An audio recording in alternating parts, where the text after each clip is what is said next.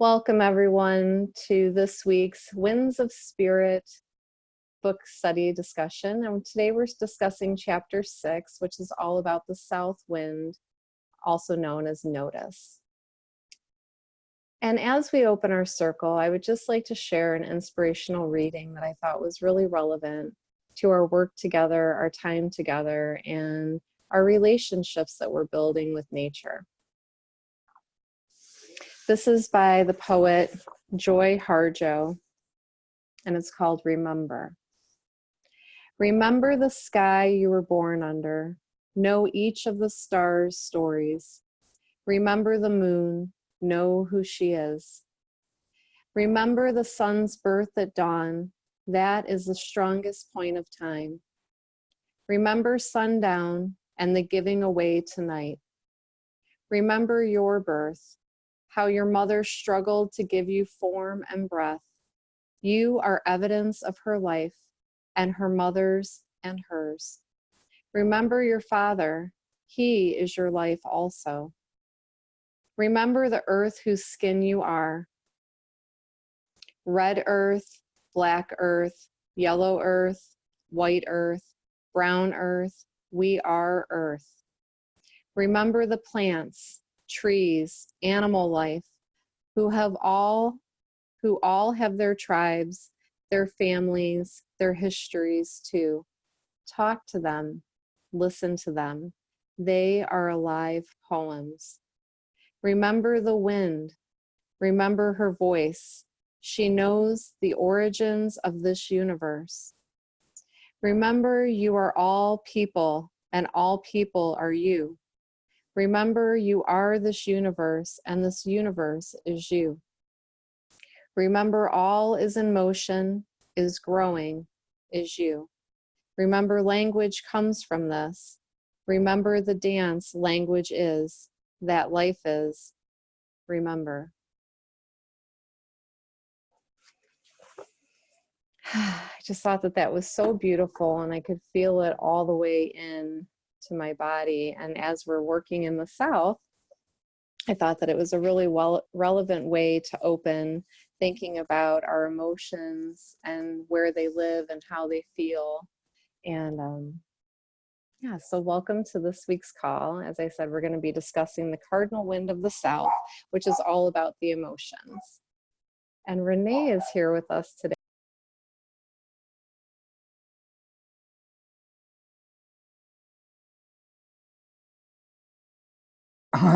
You muted yourself. That's very funny. I Hello? muted myself because my dogs are barking right now. So I thought it would be okay, best that's to why. hear from you. That's interesting. Well, it's nice to be here. Oh, hi, Jamie, too, just joined. Oh, I had to rush from this luncheon I was just at to get here. And so that just really brought me grounded into the center. So that was really nice. I love the south wind work because to me, after everything goes, after every new beginning, we're taken back to our emotional winds of the south. And so, it's hard to say. You would think the east is the new beginnings, but there's nothing like the south to get you all tripped up to find out if you're really ready for that new beginning, or what's that next piece of juicy work that you have to do. And so the south has such a interesting, and I don't know if you all got a chance to listen to the gathering we did for the equinox, but when I was calling in the directions for it, I was shown that to remember that the south and the north are like poles that run through, balancing the east and the west. And I'd never looked at it that way until that moment, about how there's the spin axis, and then the half light and the half dark kind of whole mentality going on. So it was kind of a teaching for me as well. Yeah, I love that, Renee. And it's interesting because I remember, a long time ago, Thomas Hubel, I think is his name, and he was showing the symbol of the cross. And he was saying that when you think about it, it's an intersection between where you're leaving and who you're becoming. And we're always trying to get right to that center point. And that's the spin axis, right? And so I was thinking about that during that call, like, it seems like it's so elusive and difficult, but then when we surrender into it, it's really not that far away. Absolutely. Yeah. Yeah. So welcome, everyone. We're really happy to be here with you all today. And I always like to start these calls by inviting the sharing that others are bringing, because even though I come prepared, this is a community call, and I like for all of our voices to be heard. So feel free to unmute yourself and jump in with what's really standing out for you in the South. What are some takeaways that you're, entering into and walking away with from this week's readings?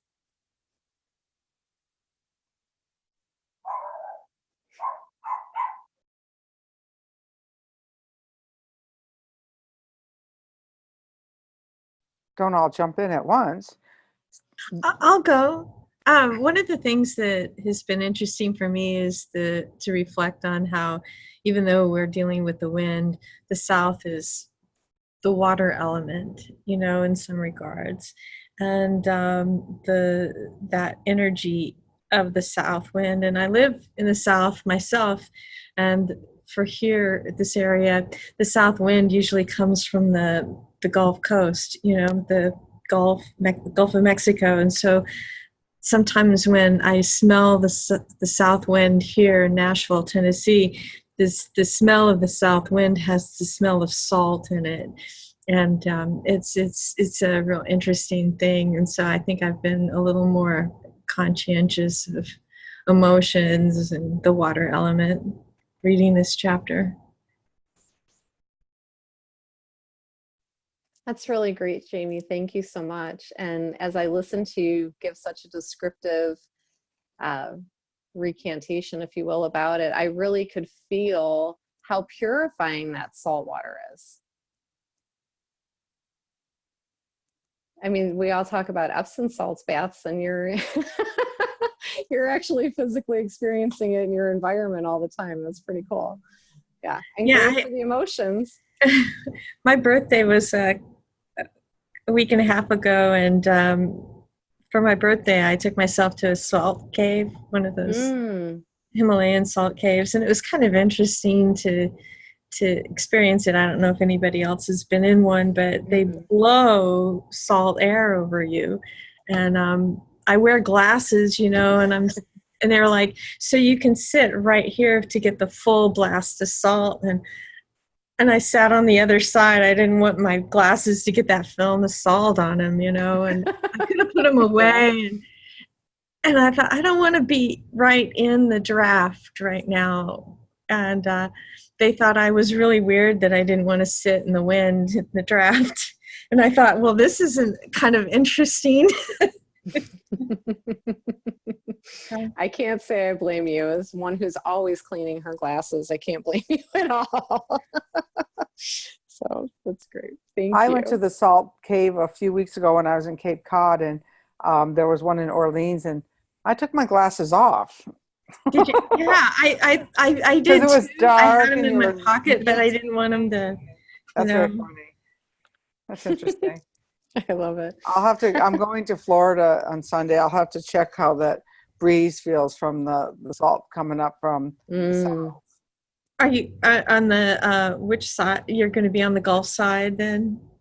No, I'm going to be. I don't really know. I'm going to West Palm Beach. What side is that on? I think that's more the Atlantic.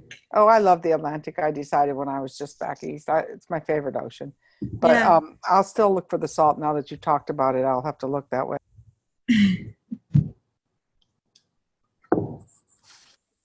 Thank you so much. Who else would like to share?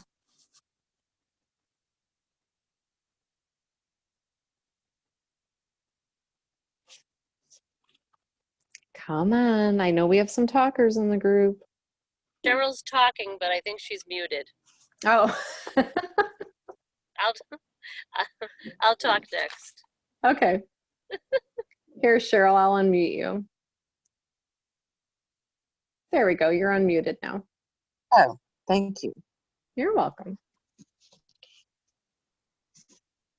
But someone was going to go ahead and talk. No, she was going to wait for you because she could see that you were trying to chime in. Do you want to wait? I'm not hearing what's going on. If anybody can hear me, the thing that I mean, I really haven't prepared very well for this today. I reread the 6th chapter and the last, well, it's the last sentence of one page anyway, that says feelings buried alive and never die. Mm-hmm. That really hit me like a ton of bricks. Because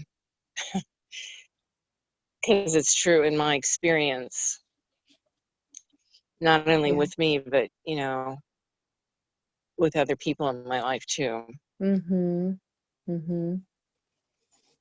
Yeah. And That's all so, I've got to say. So you can okay. mute me back. All right. Thank you, Cheryl. Hold on here. There we go. Okay, Carrie. Hi. Yeah, so I already posted what I was thinking about on the wall, which was the little paragraph about grounding and grounding being paramount. And what I was thinking about is, you know, when have I know how my ability to ground has deepened. I mean, I consider myself good at grounding, centering. But I started to think about, like, when have I not listened enough and grounded enough? But I've been learning over the last 3 months how to deepen my sense of being grounded. The wind work has definitely helped with that. I think the quote mentioned like a regular basis, grounding on a regular basis. And I mean, a regular basis could be hourly if needed. But what resonated with me and what I've noticed is when I'm taking on too much and priorities coming from an ungrounded state, like if I get a creative surge and I jump into a project that can push me into something too soon, or a financial need can push me into something. And so grounding is essential, and I think of myself as somebody who is very grounded, but I notice that the best decisions come when I'm coming from a grounded state before I make the decision. Not just in my head, not just with my emotions, but getting centered. And since closing my studio, I've had so many instances of stopping, slowing down, and understanding, why do you want to do this? Do you really want to do this? Do you really, when you think about what's involved, do you really want to do this? And most of the time the answer's been no. And so recognizing what emotion is feeding that, you know, and deepening my ability to ground. It's just different. Yeah. Yeah. Thank you. That was one of the ones that I had highlighted too. And I was thinking about it from a couple different ways. So I like how you were, you know, referring back to the emotional state. Like, what is the emotion that's involved in this situation right now, right? Like, that's not something that typically gets attention or address. That checking in routinely, and that is one thing that the wind has delivered in my life, is I'm constantly checking, where am I? Am I in the ethers? Am I actually driving my car right now? Like, where's Brigid? Because I have a tendency to just kind of fly all over the place, and learning how to ground in the wind is paramount, because we never know what direction we're heading, or we're not heading there purposefully. if we're not grounded or anchored to something. And so I was curious, like, what are some of the grounding practices that people are using right now in our group? I thought would be interesting to talk about. And also, how often or how natural is it actually for you to make decisions from a grounded place? Because when I first started doing that, it felt really uncomfortable and super awkward to take that extra time and attention and like slow and still and then make a decision. So those were the couple things that came up for me when I read that. Anyone? What's your ground? Yeah. What's your grounding practice, Wind Woman? So I find the wind whistles to be very self-soothing tools that by the time you blow 3 times, ground yourself to the earth, bring in the wind and create an energy bubble around you, that it shifts your energy and you're in a different space. And for me, that's become one of my primary ways of grounding. Yeah, I do love to use my whistle. And I also like this group. I like the focused attention of this group. This is good. Yeah, I think this is grounding. It is. Yeah, and it really gives some. It's funny because I almost want to, it goes the other way for me. Like, I read the book, but then when we start talking about it, it actually gives it life or levity in a different way than what I captured in the book. Because the book is very grounded, but the wind is super playful. And so it's nice to have that balance with these calls. Like, one of the ways that I ground, which will probably seem really odd for people, but it works for me beautifully, is I visualize being the center of like a tornado being around me. And that takes away the frenetic energy or anything that isn't meant for me. And I'm constantly in this anchored state. Like, I'm the buoy for the tornado. So everything else, if it's not meant for me, it just flies right off. That's been one of my practices since doing the wind work, and it works pretty well. It actually came up in one of our journeys. Very cool. Yeah. Unusual, but it works. Anyone else?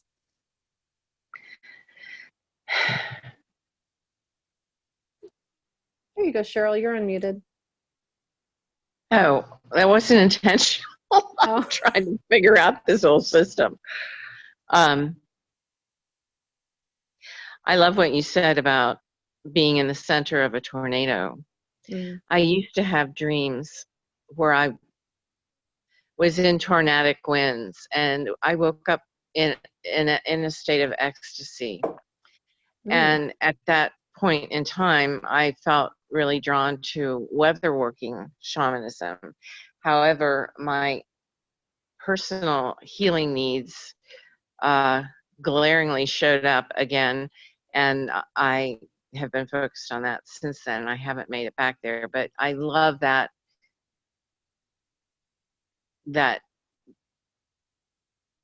more than the image, the imagining of what it's like to be at the center of the tornadic winds.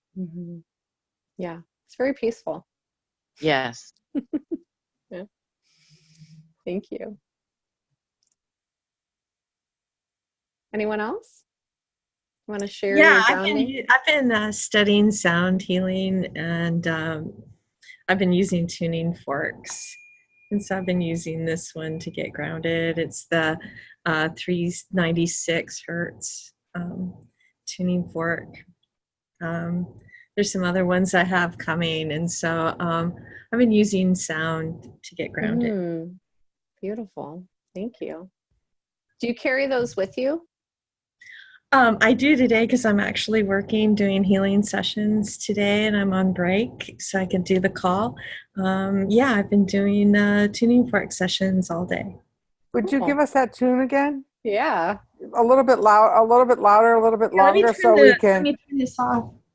I have a fan going in here. I could use a little. I don't know where my mic is. Can you hear it?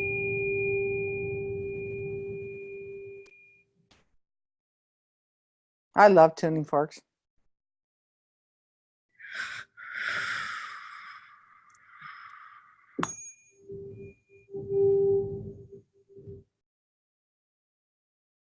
There you go.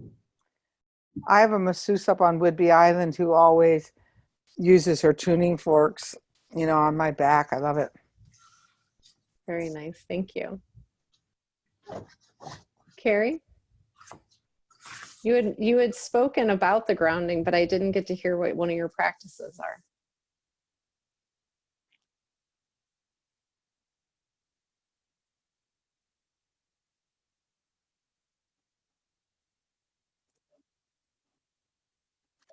Okay. It might be hard because I know she's trying to drive. Okay. So on page 57, it's in the opening portion of Yeah, chapters. I'll be talking more once I get home. It's a little rainy, so I'm just listening. Okay, perfect. Thank you. Let me just read this little paragraph to you because I thought that this was really, really, really important. For 7 days, the wind would not blow.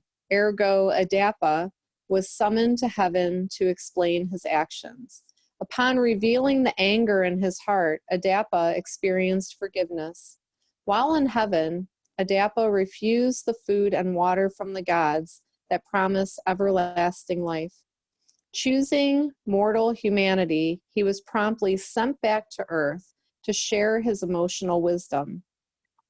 The south wind provides a mirror to remind you that words are potent spells that can shift the course of nature and leave everlasting marks on time.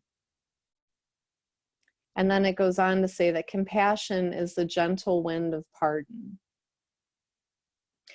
And when I read that, and I would read it again because I just kept reading it and remembering that what drives the emotion are the feelings, and the feelings come from the thoughts. And so when we think about what we're thinking and then what we're feeling from that thought, and then the emotion that gets churned up from it, and then what we speak, now it's become a lot more fueled. Right? And it's out in the universe and it can take on a form. So that's why they use the word spells here. And I thought to myself, let's have a little conversation about the spells that we're casting while we're down in the South.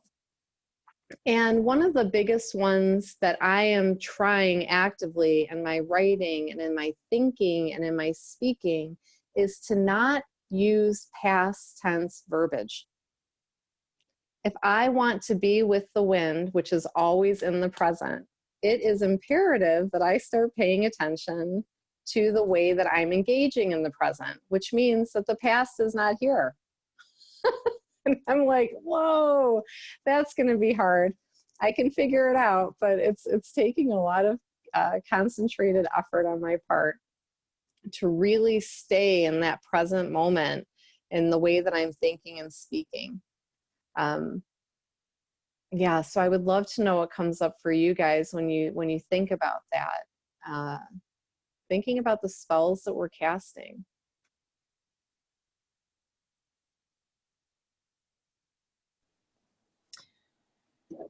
I was thinking when I read that, because I did highlight that, that word for magic, right? Abracadabra, it means I create as I speak or something like that.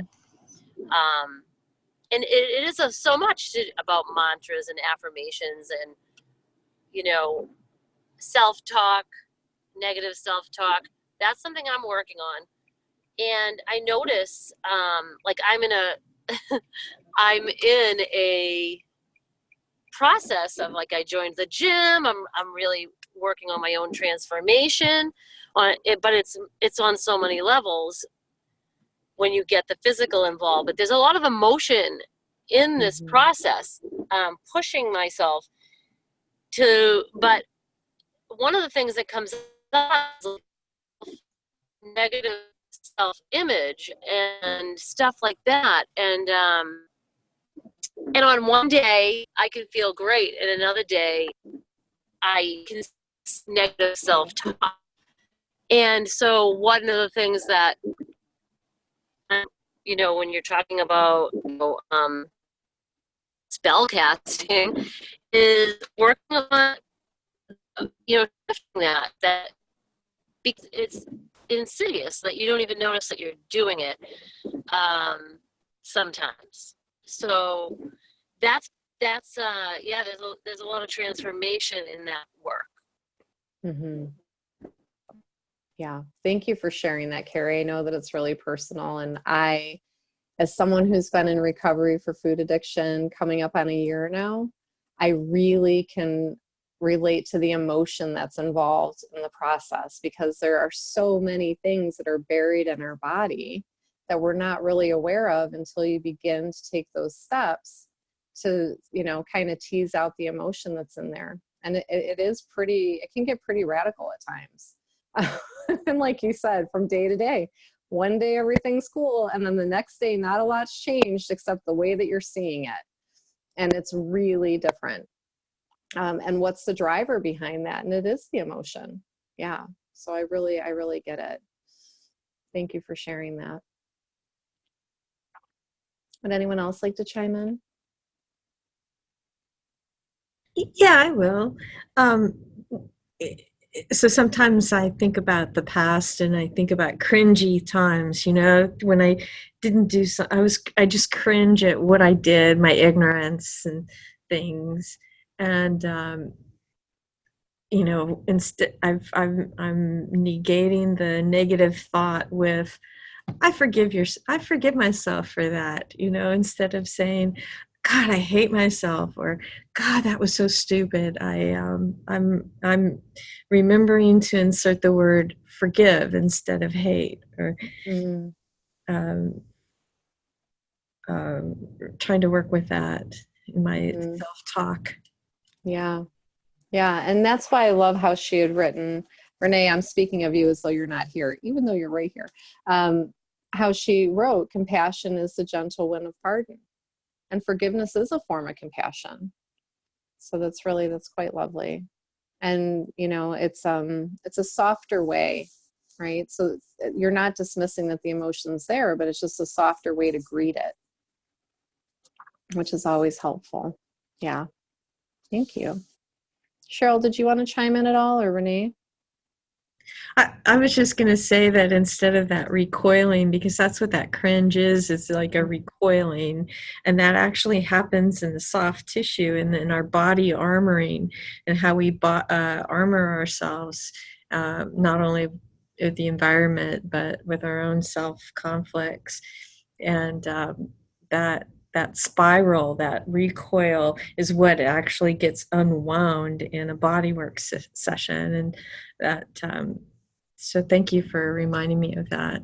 Well, thank you, because I'm working with snake this year, and that really, you just took me to a whole other place.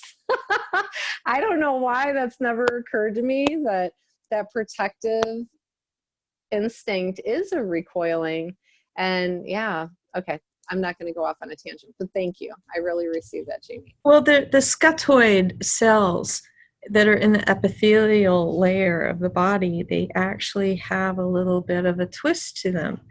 And this the way that the soft tissue works, it twists in. And one of the things I remind myself of doing this sound work is waiting until the sound has hit their bone and reflecting back, or hit that energy and then having it come back, and the spin work that's in the wind work reminds me of that recoiling and then coming out. But that body armoring, Wilhelm Reich is the first person that really brought it out, that body armoring that we hold in our tissues, Mm-hmm. I'm sorry, I'm going to keep No, myself. I appreciate it. Thank you. No, your voice is always welcome. Thank you. Yeah, absolutely.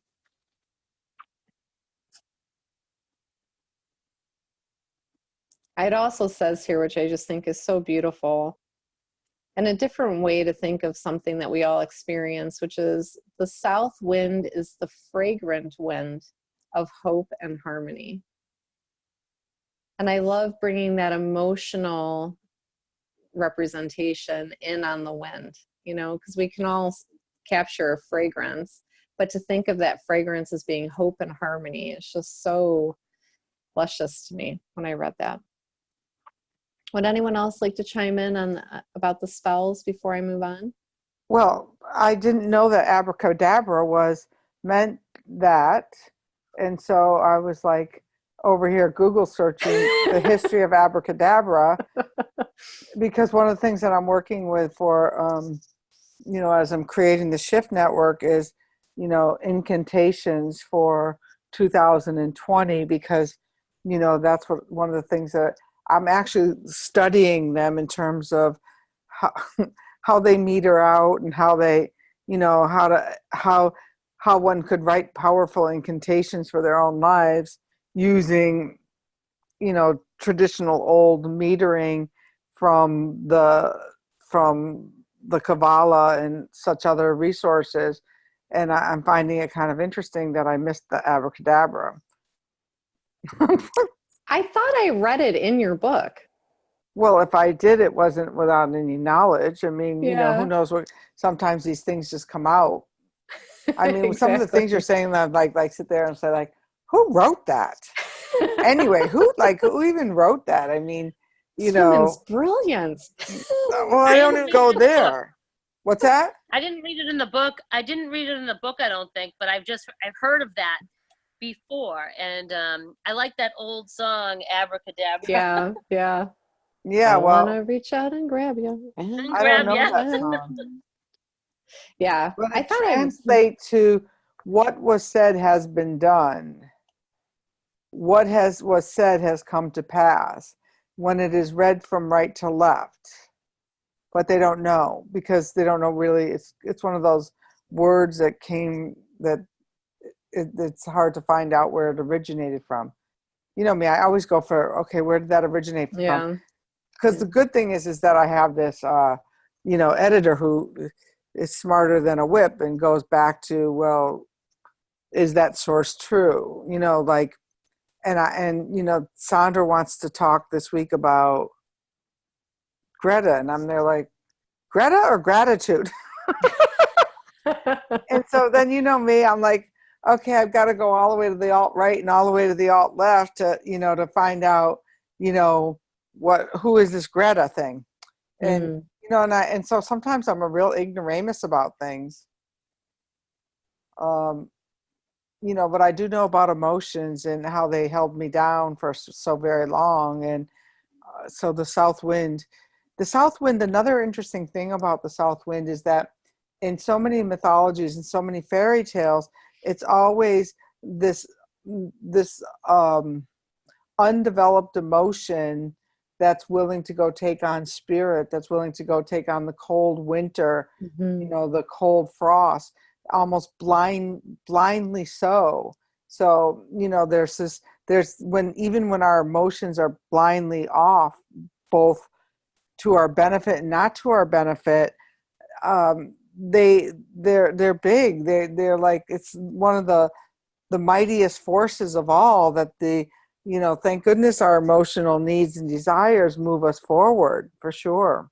Yeah, I was just hearing a mythology story about fire and ice, and how, so the north and the south, and how, you know, it was a young child was carrying water and got closer to the north and the water froze, and then it went back to the south and the water melted again. It was trying to understand like how to get this equilibrium between the two, and how, you know, that relationship works. And it is learning how to bring harmony to our emotions, really, is what the story is about. But it's not always easy, right? Because we do have an attachment. Like I said, I have a strong attachment to past language, like speaking past tense. And I even have one of those it's more than a spell check thing on my computer. So whenever I write, goes right through and checks everything, make sure that the grammar's correct. It always gives me this big error message, past pretense. And I'm like, I know, I'm stuck in the past. I don't know what that is. So it's really important for me right now. My work in the South is to really become present to this moment in the way that I speak. That's the work. I think it's And really, laughing. I'm sorry. I want to say I'm a writer, and I've written books and published them. And what I would say is that our old style of writing had that past tense, and a more modern, fresher writing style is writing in that present tense. And I have a lot of compassion and understand that habit breaking. It's a habit of writing where, that past tense and keeping it present, it's really a trick. That is a little tricky technique, and to catch even the passive voice in that past tense is even more difficult sometimes. I think you're writing those action verbs, keeping them present tense seems to be really easier than some of the passive voice in past tense. I think, yeah, I agree that that's a really it keeps the rhythm of the words going, that present tense. So I really appreciate where you're at with that. Thanks. Yeah, well, I'll call you. I'll be like, Jamie, help. I wanted to say, Brigid, that when you're talking about the spell check and using the spell check, we're talking about, words as spells. That's like a whole new level of spell check. Like, check yourself. It gives the spell check a whole new meaning. Yeah, it's almost like if a finger could come out and be like, tap, tap, tap on my forehead, like, come back to this moment, girl. That would be an awesome spell checker. That would work well. Oh, I love it. So one of the things, and this kind of goes into what we're talking about right now, this is on page 59. The south winds can be unpredictable, making it difficult to navigate. In many traditions, they are viewed as adolescent winds. They also represent the winds that stir under a hot midday sun during the longest day of the year and are conveyors of emotional storms. Remember, however, that summer rains can quickly refresh an overheated landscape. The southern winds are the most powerful yet subtle energies of our inner landscape. And the reason that stands out to me is, it sounds pretty cut and dry, straightforward. But what is the relationship that we're all carrying right now with our own personal power? And when we think about it in context of the south wind, like, how comfortable are we really with having that, adolescent and mature, strong and subtle ability within ourselves? And like, where do we measure on that scale? Are we checking in regularly to see where we're at? Do we wait for some type of catalyst? Like, just what is the relationship quality? Attentive or passive, I guess, would be the measuring stick.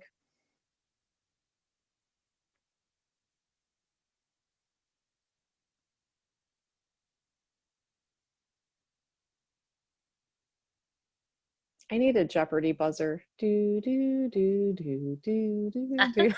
I'll speak again. Relationship to power is really interesting for me, because right now, I'll just bring it back to my earlier sharing about entering into this project at the gym, going to the gym. And what I notice is when things get, like, I have a lot of power mentally. I have a lot of power to get things done mentally, but when physically I'm being pushed, it triggers this emotion to, I can't do this, or whatever, like this, all this talk. And then I've had like a few instances where I've had to overcome that emotion of and this like doubt and things that are coming in. And there was like at the gym they play this music that is just like rap music and loud, and it keeps you pumping. And one of the songs was on, and it was like, "Who are you?" It was that song by The Who. Who are you? And I was in the middle of doing these crazy amount of burpees, like sweating, dying, and thinking, I can't do this. And that line from that song broke through, and it said, "Who are you?" And it hit me like I started to flip the switch and saying, "Who are you? You can do this." Like I started to like do all this self-coaching myself through that difficulty, and like the emotion used the emotion for to regain my power. And it was so powerful at the end to have pushed through that. And I guess I'm just thinking of how the effect of music, and that's another spell, right? That's another word. Words are potent. I needed that phrase at that moment, and it got me through. And That's awesome. Yeah, and I've had a few instances where I've realized that my inner strength is fine when I'm not being challenged physically. When I'm being challenged in a really powerful way, my mental strength leaves, and I have to I'm learning with this process to integrate it, to bring it in, so that my mental and my physical strength is present and gaining my power back. Oh, Carrie, I love it. I was near death. Girl, I think it was last year, maybe 2 years ago now, when I really started to get back into physical activity. Because you guys, for a long time, I could barely almost leave my house. I had anxiety so bad. And so there was no physical activity happening, because if it raised my heart rate at all, I would have a panic attack. I couldn't deal.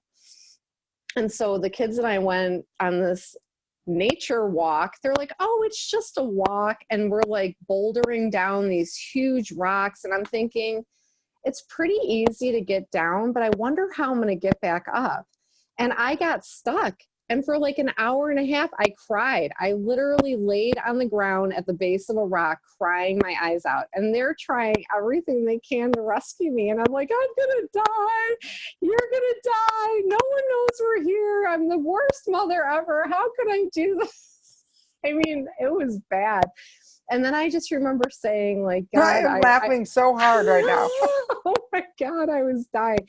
I'm like, God, I pray to you all the time, and I need some help. Like, I need a lot of help. If you have angels that can do some heavy lifting, like, now would be the time. And I don't know what happened, but literally after I was like at that moment of pure surrender, I just got this updraft. So it was the winds. I got an updraft and grabbed onto the rock in such a way and just flung myself up. And they were all standing there like, that was a miracle. And I said, it absolutely was a miracle, because I've never prayed like that before. I really did think that we were going to die here.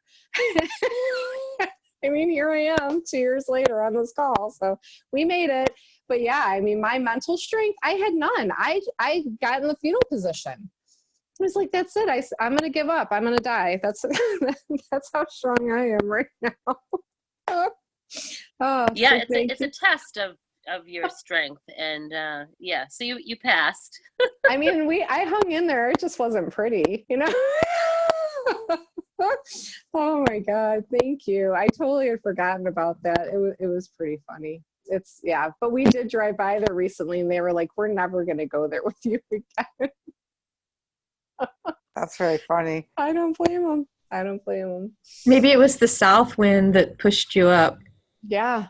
The emotional south wind, you know. Yeah, they were high. My emotions were high. I remember an experience like that when I was in college, and we were on this dark, dark road, and the car broke down. And I mean, you couldn't see anything in front of you. And like the cliff was on one side and the fall down cliff was on the other side. and I was with these friends, and the guy said, "Oh, well, I'll drive your car down the hill." Like he was going to take the car that wasn't working, right? I think it was like the fuel pump or something. All I know is that we kept driving. We didn't want to give his car back. That just brought me back to that story. I haven't thought of it in 100 years. I'm sure we all have those stories about where you think this is the end. I'm up against it. I'm going to die this time. I'm going to die. Now it's like now that my emotional world is a whole lot more mature, it's just like, okay, well, one of the jets, the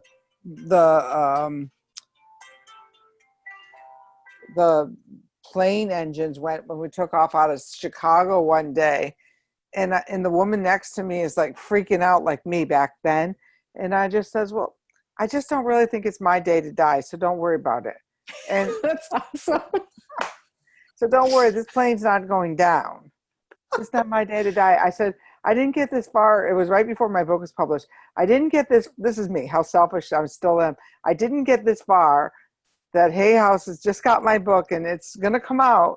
I didn't get this far that I'm going to die today. Not after 4 years of grinding it out. Yeah. No. I knew it wasn't. So we landed safely. Had to wait 5 hours for another plane, but better we didn't die. Well, and what I love about that, Renee, is that's a perfect example of, yeah, at first it sounds selfish, but it really wasn't. You were like, hey, this is not my moment. Like, my moment is going to be that book launch and all my book signings. And you probably kept the plane up because you were that convinced that it was not going to happen. I don't know. I don't think I'm that powerful, but I think I had the winds on my back that day. Exactly. Yeah, they're ever powerful for sure. Oh my God, it's fun to think about these crazy moments. I just feel so much lighter thinking about it. Funny. I love this sentence, you guys, because this is how I feel, and something that I think about all the time when I see my clients just making these massive breakthroughs. It is an act of courageous healing to attend to your feelings. And that it moves me so much, because there's been so much suppression of feelings, like, invalidation of feelings is what I really want to say. And this just comes back to that place of like, it's very, very brave to allow yourself to feel your feelings.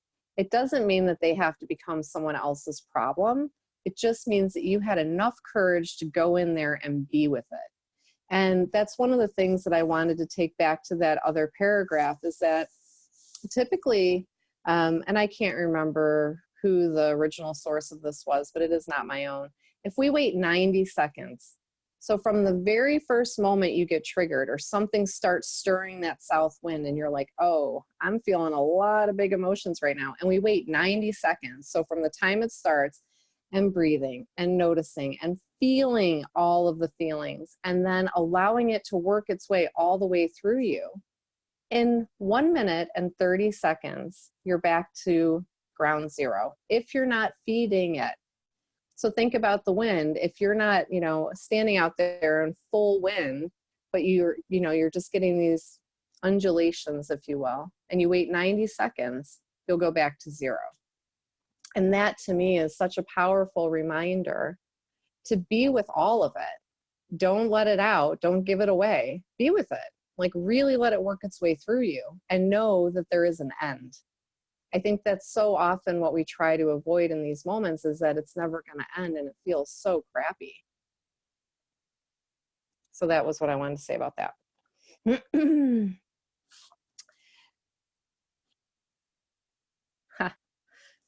This one's fun.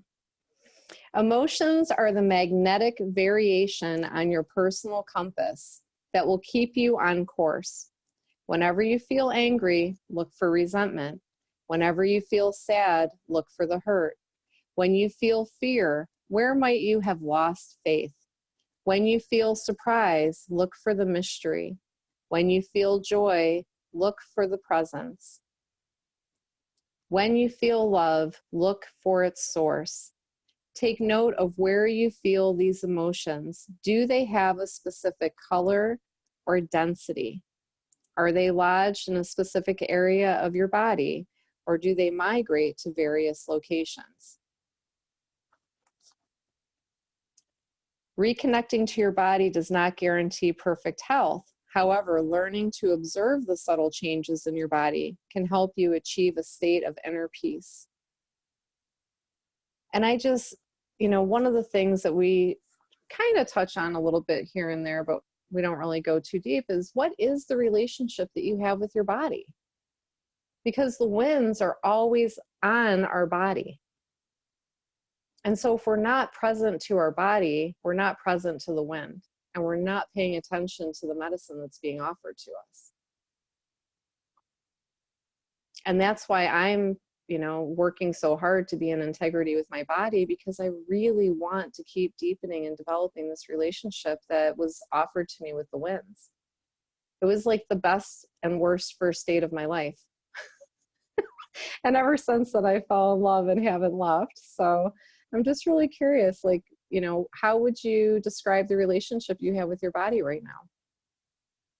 If you're comfortable talking about it, I don't want to put anyone on the spot.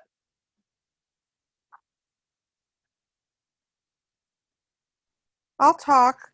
I'm in the process of juice fasting, but I did really well the first week, and then I had a big event last weekend, and during the event I ate cake and stuff, and so this week has been really hard to get back to the juice fasting. So I still have a lot of juices in the refrigerator, and I don't know, I can make excuses for myself, like, oh, I'm really hungry this week. And I do tend to get really hungry when I get really, really tired. So, the tired and the hungry, they all kind of go into, a big cast iron pot for me. And, but I'm aware of it. And I certainly, I don't get upset about these things too much. Like, I don't beat myself up, or I just I become more an observer of whatever's going on for me. Mm-hmm. And I don't know if that's just a way to I don't know, appease myself, or if it's just like, okay, that's just how it is, and that's just okay. And Mm-hmm. I really feel like it's more the latter, and I don't, Mm-hmm. I hope I'm just not, and if I am, good for me, putting the wool over my eyes or something like that. But, it's more like I tend to choose to eat better, and I don't always do it perfectly. Mm-hmm. Yeah. That's it. Thanks. Would anyone else like to share?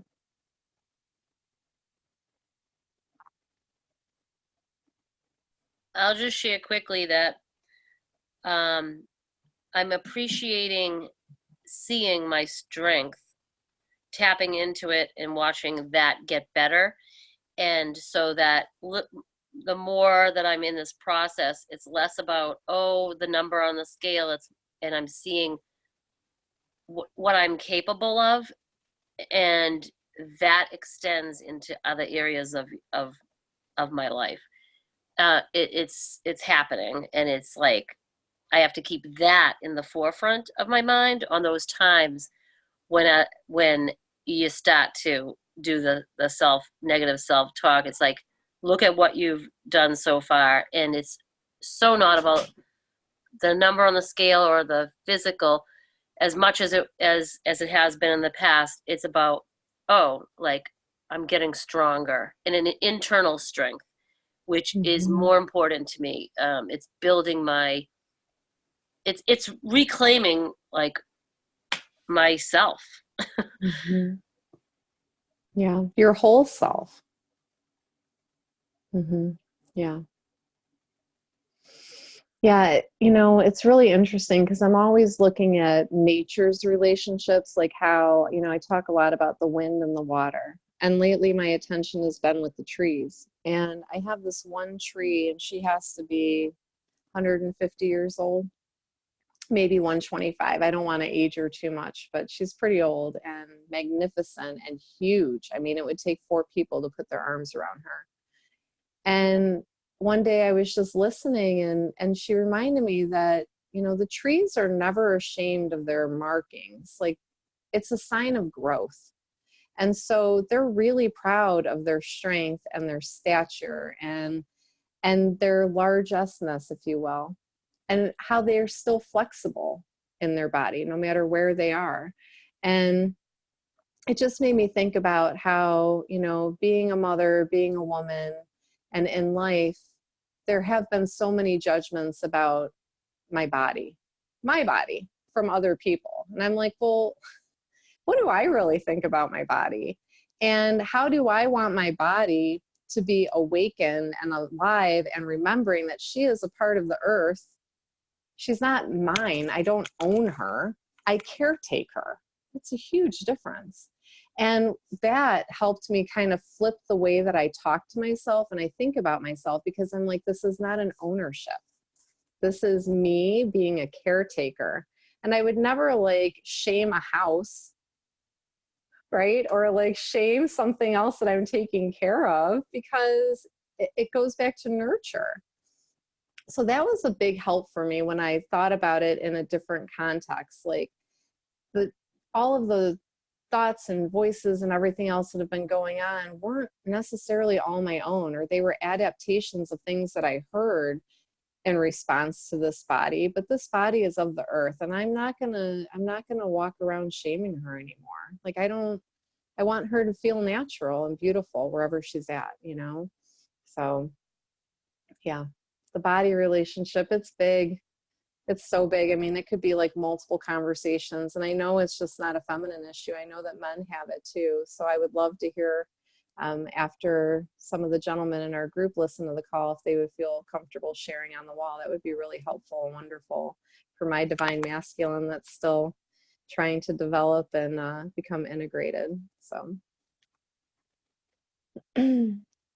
well, Carrie, you had shared one of the things that I was that I had highlighted for the end of our call, but I'll read. Where are we at time-wise? Just want to check the time here, guys. Oh, you got like 1 minute. One minute. You ran out of your minute. Well,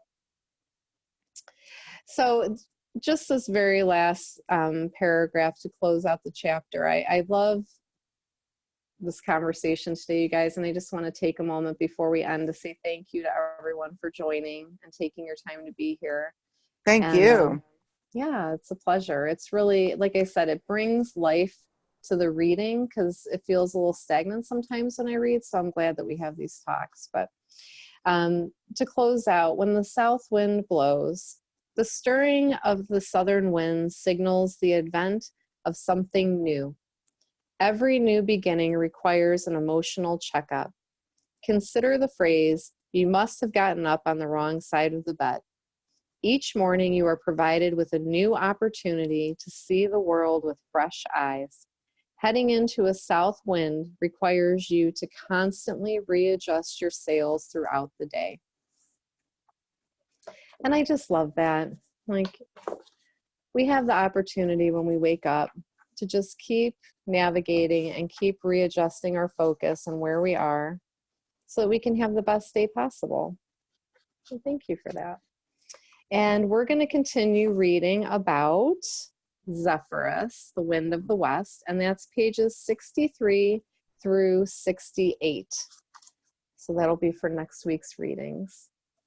Yay. Yay. Thank you, you, Brigid. everyone. Yeah. Thank you, everybody, for coming and for supporting this. And Thank you. all right. And one final thing, if you've gone through the wind work basics, which if I'm looking, I think most of you have, there's a small group starting a home study. And so tomorrow at 1 p.m. Pacific Standard Time, I am going to do a small group coaching, and all of you are welcome to be part of these people who are going to do it as a home study, and let me know. Just PM me or something. All right. Okay, thank you, Renee. Yeah, All right. And have a if you great haven't done, I weekend. think everyone's done it, right? Doesn't I matter. did. Yeah. Okay, fine. Whatever, try. Thank you, everybody. Have a great weekend.